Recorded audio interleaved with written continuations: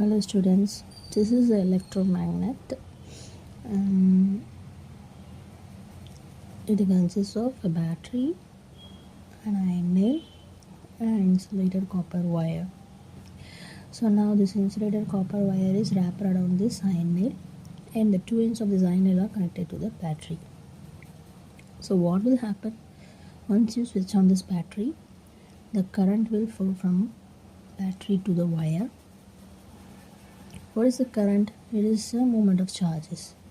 So this moving charges usually produces magnetic field.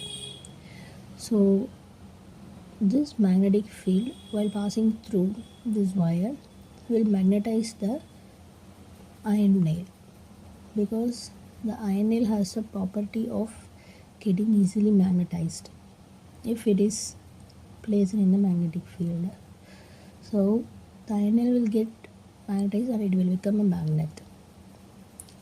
So if you bring any other metals or magnetic material close to this iron nail, now this iron nail will attract.